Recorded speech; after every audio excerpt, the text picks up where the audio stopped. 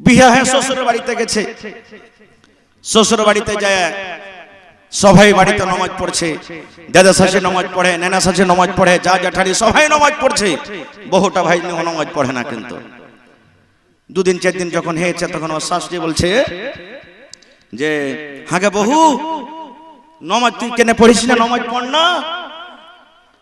তুই বহুটা কিন্তু জীবনে নামাজ পড়া জানে না ভাই, নামাজই পড়েনি জীবনে, একদিনও পড়েনি।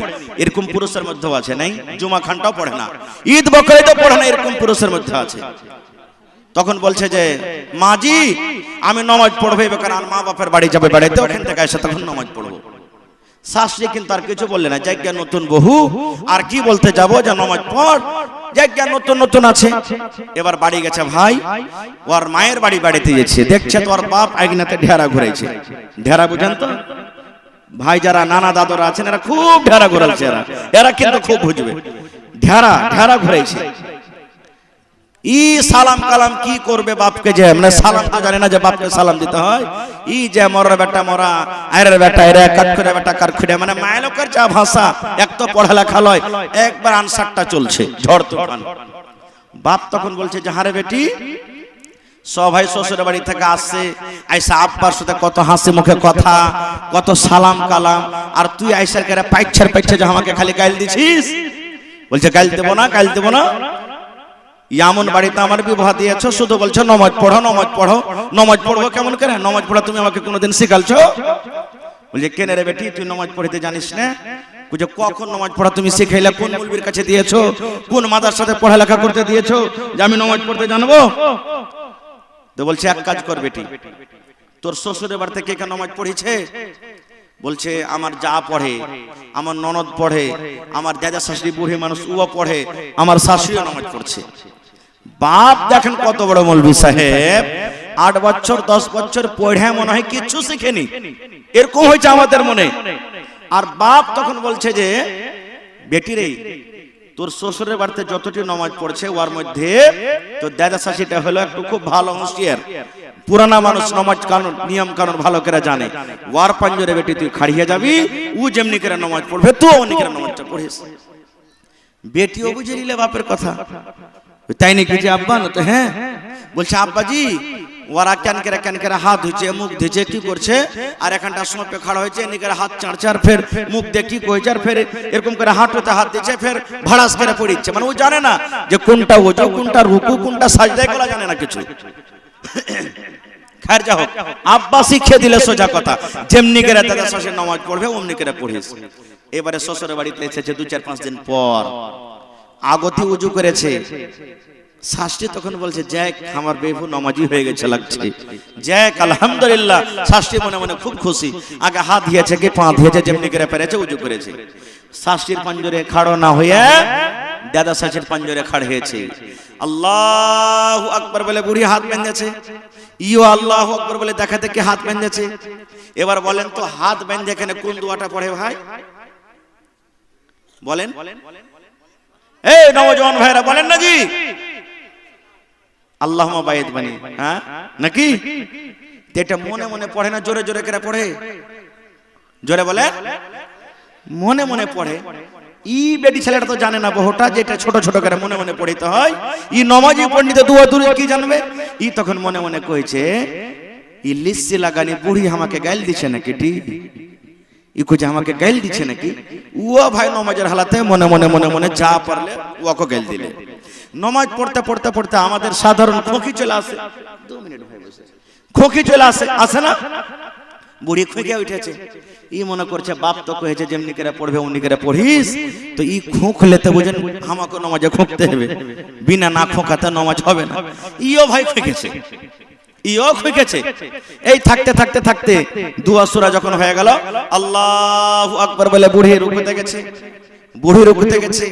এবারে রুকুতে যাওয়ার টাইমে পাঞ্জরকার মানুষ আসলে একটু গতরে ঠেকা লাগবে না ভাই? জামাতে লাইনে নামাজ পড়ছেন তো ঠাসা লাগবে না? একটু লাগবে।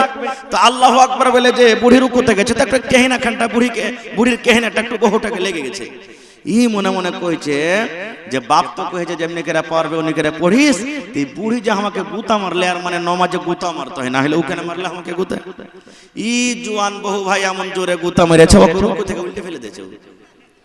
পরে তখন শাস্ত্রী বলছে আরে মাগের বেটি মরে যে গেল, বলে ধুর জীবী মা আমার কি দোষ, আব্বা বলেছে যেমনি করে নামাজ পড়বে তো দাদা শাস্ত্রী অমনি করে পড়িস, ও আমাকে একটু আসতে দিয়েছে আমি একটু জোর করে দিয়েছি তো কি হলো। এরকম স্ত্রী নিয়ে এসে জীবনে সুখ পাবেন ভাই, জোরে বলেন পাবেন। বন্ধুরে আমার, স্ত্রী যদি নেককার হয়, স্ত্রী যদি দিনদার হয়, ওরে সুবহানাল্লাহ, স্ত্রী যদি আপনার নেককার হয় দিনদার হয় রে বন্ধু, আপনি যদি সারাবি হন, আপনি যদি বেনামাজি হন, আপনি যদি জুয়াখোর হন, আপনি যদি বেনামাজি হন, তবু আপনার ফরমাবরদার হয়ে থাকবে, আপনার মনে কিন্তু কষ্ট দিবে না।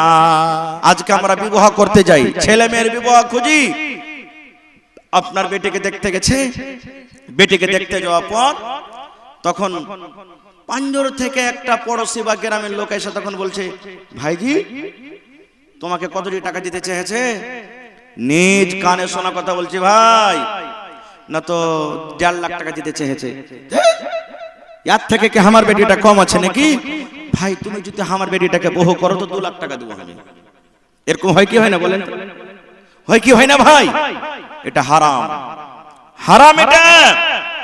কিংবা আপনি একটা বহু পছন্দ করলেছেন, আমারও বেটার বিয়ে দেওয়ার দরকার আছে, আমি চলে গেলাম, এ ভাই আরে ওর বাড়িতে তুমি কেনে বিয়ে দিয়েছো, ওইটা বিয়েকে ভেঙে দাও, আমার বেটার সাথে তুমি বিয়ে দিয়ে দাও।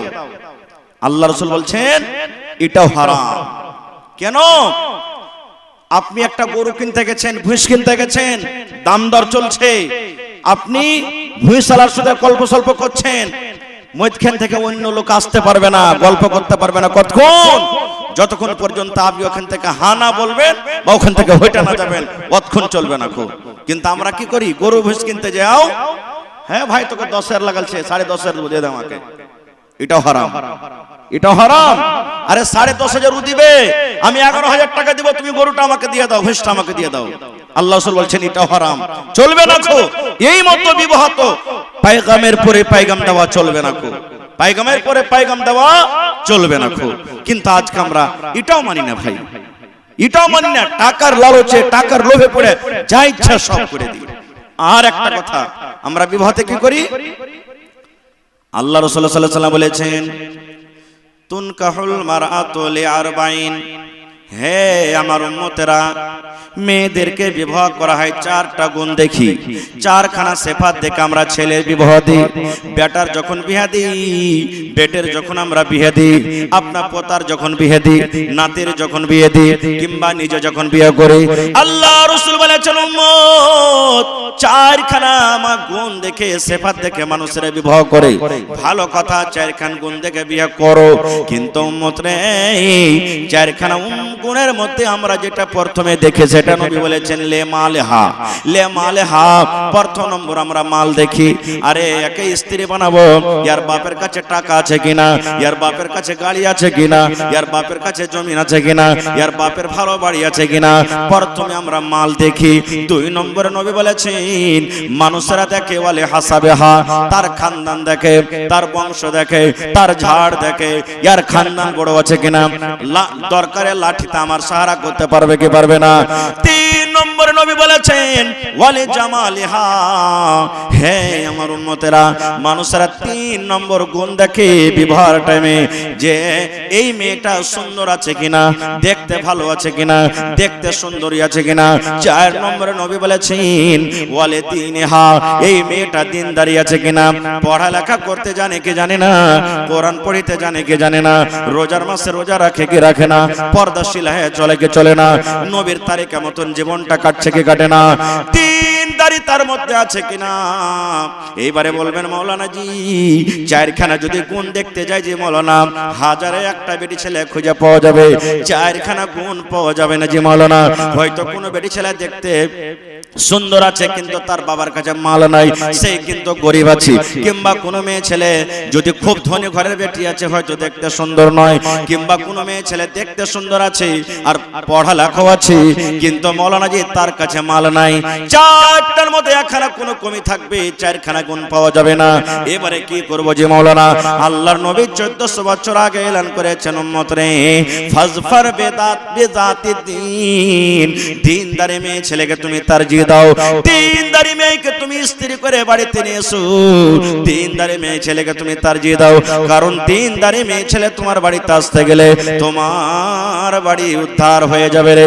তুমি বিয়ের সময় দেখতে যাও না এই লোকটার বাড়িতে ভালো মতন একটা ঘর নেই রে, ই তো আমাকে মোটর সাইকেল দিতে পারবে না রে, ই তো আমাকে 4 চাকা দিতে পারবে না রে, ই তো আমাকে 2 লাখ টাকা দিতে পারবে না, ই তো আমাকে পালং দিতে পারবে না, ই তো আমাকে কুরসে দিতে পারবে না। ইয়ার বাপ আমার বাড়িতে ইয়ার বাড়িতে বরযাত্রী আসবে, ভালো করে সম্মান করতে পারবে না, একটু তো বসার জায়গা নাই রে। আল্লাহ রাসূল বলেছেন উম্মত 4 খানার মধ্যে আগেকার যদি 3 খানাই না থাকে রে, যদি গরিব হয় তো চলবে, খানদান যদি ছোট হয় তো চলবে। 3 নম্বরে বলেছেন যদি সুন্দর না হয় তো চলবে, দেখতে কালো হয় চলবে রে, নাকটা মোটা হয়েছে চলবে রে, চোখ গলা বড় হয়েছে চলবে, ঠোঁট মোটা হয়েছে চলবে। নবী বলেছেন উম্মত কিন্তু 4 নম্বর গুণ আছে, দিনদারি, কোরআন পড়তে জানে, নামাজ পড়ে, রোজা রাখে। ওরে সুবহানাল্লাহ, দিনদারি তার মধ্যে আছে। নবী বলেছেন উম্মত আগেকার 3 খানাকে বাদ দিয়ে দাও এবং 4 নম্বর দিনদারি আছে, ওই দিনদারি মেয়ে ছেলেকে তুমি বাড়িতে নিয়ে এসো, দিনদারিকে বাড়িতে নিয়ে এসো। বলবেন হাজী মাওলানা দিনদারি মেয়ে ছেলে বাড়িতে নিয়েছে কি হবে? আমার কথা নয়, যোগ্য যোগ্য আলেম বসে আছেন স্টেজে জিজ্ঞাসা করবেন। আল্লাহর নবী বলেছেন ওরে সুবহানাল্লাহ, আজকে আমরা বলি সোনা খুব দামি জিনিস রে, সোনাকে আমরা লুকিয়ে লুকিয়ে রাখি, টাকা আমাদের জানি দামি জিনিস, টাকাকে বাক্সতে বন্ধ করে করে রাখি। আজকে আমাদের চাঁদি হলো দামি জিনিস, চাঁদিকে বাক্সতে ভরে রাখি। আল্লাহ রাসূল বলেছেন উম্মত আদ দুনিয়া কুল্লুহা মাতা ওয়া খায়রু মাতা'id দুনিয়া আল মারআতুস সালিহা। আল্লাহর রাসূল বলেছেন এই দুনিয়াতে যত দামি দামি জিনিস আছে, জমিন হলো একটা দামি জিনিস, লোহা হলো একটা দামি জিনিস, তার থেকে দামি জিনিস হলো কি রে? চাঁদি। চাঁদির থেকে দামি জিনিস হলো আল্লাহর রাসূল বলেছেন সোনা।